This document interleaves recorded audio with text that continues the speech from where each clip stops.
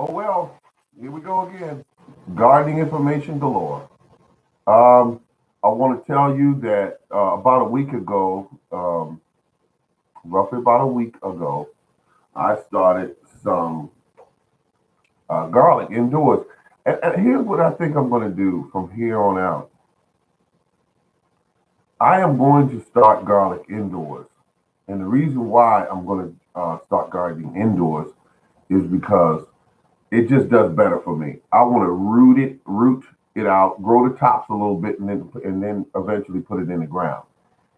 Um, for me, I give you a good example. There was something I learned some years ago, which is if you have, I like to grow okra, and okra is a seed that is somewhat hard. Okra is a hard seed, and so I like to use okra in a lot of different meals. But what I do with the seeds is I soak the seeds for a period of at least 2 to 3 days, depending on the density of the seeds, but usually about 2 to 3 days. Then I place them in a what I call it's a pan I use as a bulk pan. If it's maybe it's 12 inches by 6, and I will put the seeds in there, cover them over with some vermiculite, and water it in with rainwater, or I will use a special organic tea that I make. Tea is the rave for everything right now. Tea is the deal. Uh, so at any rate, you simply take the seeds and put them in there, and you put them on a heat mat. Wait until they start sprouting. Turn the heat mat off and allow the light that you use, the shop light that you use, to keep the seeds with some kind of lighting, and keep it as close as you possibly can. I usually try to do about 2.5, 3 inches, something like that, but usually around 2 inches. And once I keep those seeds with the proper lighting, and they start to grow, and I just move the light upward each time. Each of you have done that before if you've grown your own plants. Growing your own plants is a beautiful thing. I'm gonna tell you why. Because it is cost effective. You know where the seeds are coming from. You growing them, and you're getting more seeds and more seedlings and more. You're getting more plants for a fraction of the cost. Okay, so what I'm doing here now is I'm growing garlic indoors. I'm growing pepper plants indoors now. We haven't yet really been hit with winter. So if this proves to be effective for me in my location, guess what? Each year I will never do what I once used to do. I would grow out my pepper plants. They would produce some peppers, and then eventually, as it got colder in late fall or whatever, I would allow the plants to die outside. I won't do that anymore. They will become house plants. That's what I will do. House plants are costly, and why not bring in a few pepper plants and allow them to grow out in your house, and and keep them in an area where it's not too much light. You don't want too much light, but you want just enough light where they can still survive. Pepper plants can be overwintered and brought back outside to grow you peppers the following year. And that's the great thing about pepper plants. And imagine, if you will, the cost of pepper plants, and also look at the quality of the peppers that you can grow on a plant that's already established, that is an adult plant. And so I have seen some of the peppers I grew this year. They were banana peppers, beautiful, full size, beautiful color. And I like to use. I'm so excited right now. I wish I could be right there in the garden right now. And right now it's about I got the 6:04, um, and it is 6:04, and it is cold outside. It's going down to about 30 tonight. So, but I tell you one thing. Good evening, everyone. Everyone, good evening. But I enjoy the the process of growing of things in the house, and then you take them outside, and it gives you a jump. I really do love having a jump on what I'm doing, and that's what I like doing, having a jump on it, and that's all it is, having a jump on the whole deal. And so, whatever it is about this thrill of growing plants, I love it. I love it so much. Um, but I am going to start my pepper plants probably. Uh, I'm thinking March, but probably earlier than March, and I will do that because pepper plants are my favorite. Why? Because I love pepper plants, and I like the fact that they are very expensive, vegetable, and they bring a lot of joy to people when you give them peppers, whether it be a sweet pepper or it be a pepper that is one that's a hot pepper. Now, certain peppers I don't grow, of course, like the habanero, uh, you know, or the ghost pepper or the Carolina Reaper. I don't grow peppers that hot. I don't have any use for them. Now, if I were to grow them, it would be just to harvest the seeds from the plant. And that would be it. But all in all, I think those who do grow those type peppers, I wish them much success. But it is a pepper that is something that got to be handled with care. You must know what you're doing when you're handling those type of peppers. Um, they had a report on the news. They were talking about the problem that they're having, and they don't know where it's coming from. But with romaine lettuce is been getting people in different states sick. So they recommend that you don't purchase any or eat it on sandwiches, or if you buy a sub or anything like that, ask them not to put lettuce on it because you don't know whether it's romaine or if it's mixed lettuce. And some restaurants don't really care, or some restaurants don't have the knowledge and they don't know how to, keep you away from the romaine. So best not to have it at all. Um, the and that's another thing why it's very important that we start growing as much of our food as we can, as much of it as we can. Yeah, you're right. It was on the news, and that's why I got the information from, and that's why one of the reasons why, including saving cost. The cost is essential to me. Growing healthy food that is packed, dense with nutrients. That's what I like to do, and those type of you know vegetables are valuable to me. And if you can grow them at cost, because right now I am interested in um, growing as much of my fruit as I can, because I love the way fruit tastes when you grow it yourself.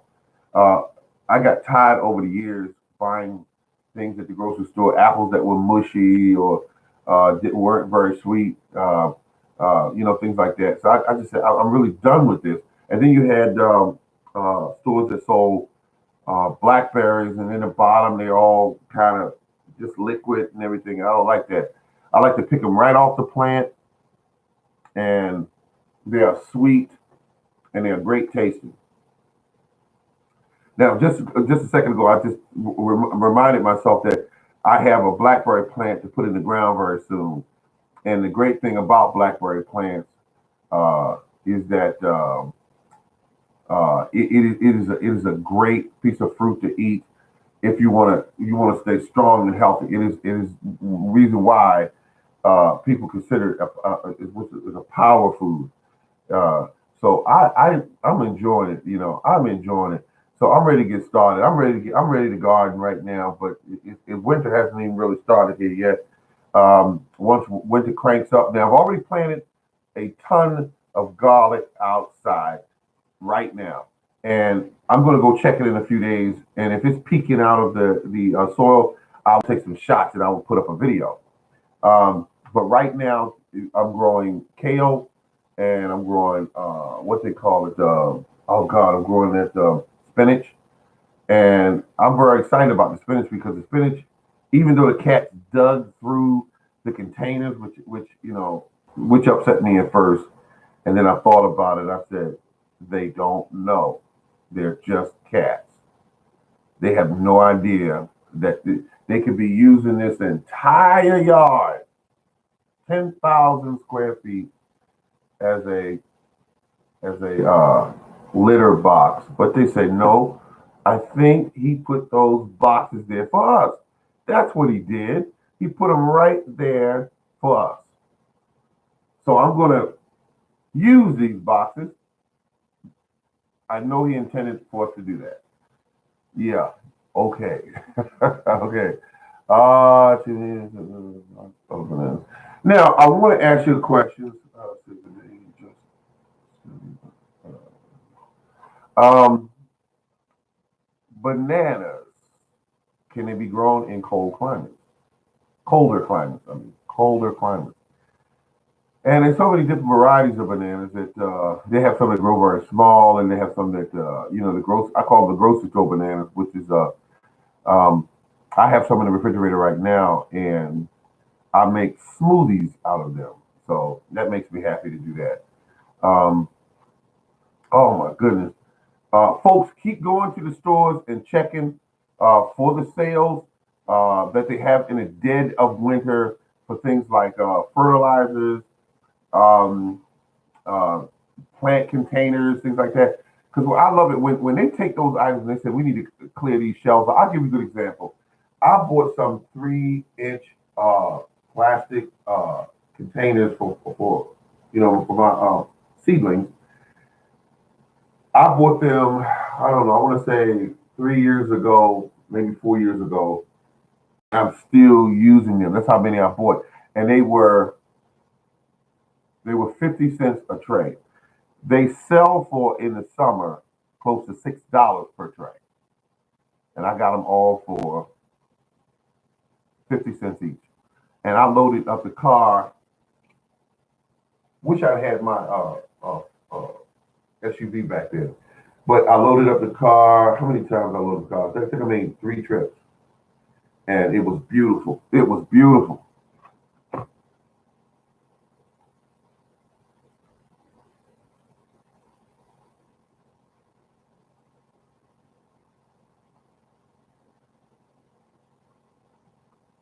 Oh, okay, okay.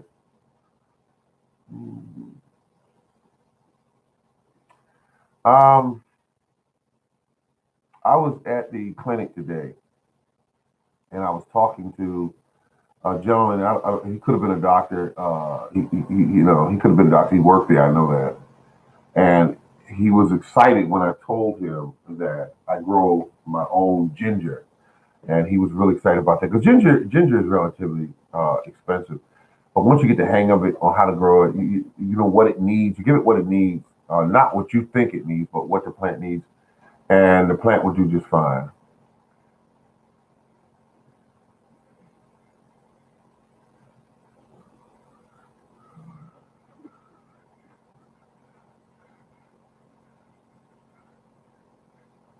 Wow. I mean to tell you, it's reading what you just put there, sir. I mean, it. I remember when I had a tree die, and when the tree died, it kind of got next to me because you got to remember, you had these trees for like 3, 4 years, maybe sometimes 20 years, and then one day it just died. So I was thinking, how am I going to get this tree out of the ground? Well, it was so easy. I didn't even know it was that easy. I went looked at a video, and it was a gentleman. It's like a scholar when he comes to. I can't call his name right now, but he's so absolutely an authority on apples, and so I think he's like in England. He has a beard. He has a wife that works with him. I don't know his name, but at any rate, he was showing a demonstration of how to remove a tree from the ground. And now, of course, this doesn't work with very large trees, but this was a tree that, that's about 6, 7 feet tall. And he said, when you rock it back and forth, find the direction that it wants to rock, that it wants to rock. And he said, and that's where you'll start breaking loose the roots each time you rock it. Now, it works because I grabbed the tree, pushed it one side it wouldn't move, and found the side that it would rock a little bit, and I kept rocking it. Within about not even 2 minutes, the tree broke free, and I found out what was wrong with the tree. The tree died because it had no roots, and I'm thinking, what happened to this tree? Everything below the surface looked to me to be rotted. It had no roots, and it was a cherry tree. The tree right next to it did quite well, and the tree on the opposite side of it did quite well. So I've always been curious what happened to this tree, and I had no idea. So I'm going to research that and find out what happened. But trees die sometimes, and plants. I had a grapevine I lost one year that was it appeared to be doing quite well, and then it just died. And I still think that it has to do with the environment it was in, because this is a cold environment. Um, it doesn't take much to kill plants that if you look at the rating on it, it said between zone 7A and zone 10A, something to that effect. Well, I live in zone 7B, so it was very difficult for this plant to survive because it was right at the line where it was, with the barely stand the cold. I'm also thinking about another plant to put in the ground, and that's called pomegranate. But again, they got some Russian varieties of pomegranates that they say that are more suited to colder climates. Um, Another thing is um, I'm thinking of the wonderful, and the wonderful doesn't like cold conditions. But what does the Russian pomegranate taste like? I don't know. I know that some varieties have very little flesh around the seeds. Some have very hard to chew, or seeds you cannot chew. So that's where I'm at right now. I'm thinking about adding another tree to the yard. I just love my yard now is filled with trees right now. A small piece of property, and it has 25 trees, and I feel good about them. But this year, I want to fatten the trees up more, and the best way to do that is the way I used to do it with my older trees, which was grass clippings, weed clippings from the lawnmower. Just bag it up and dump it around the tree base, and back it off about 8 to 10 inches from the and keep it about 4 to 6 inches deep, and it will decay and go in the ground. I've used wood. Wood in that fashion. I'll put wood around there, which was old branches and that sort of thing.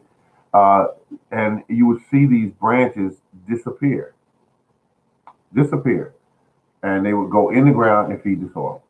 Well, folks, this has been the Morning Garden. I'm going to try to get a little rest before work, but I had to stop in and say hello to everyone, and also I wanted to make sure that everyone's still on course. Prep your garden now for your spring and summer garden. Prep it now. Get the soil ready now. If you want to fertilize the soil, collect your leaves, because this is the only opportunity you have to collect the leaves, which is in the fall. And you want to make certain that you do that. Collect those leaves. They are black gold. Trust me when I tell you that. And the great thing about getting that awesome fertilizer is that it's absolutely free. That is the truth. Thank you very much. Thank you very much. I appreciate it. Thank you. This has been the Morning Gardener, and I'll be back very soon. Thank you very much. Have a good day.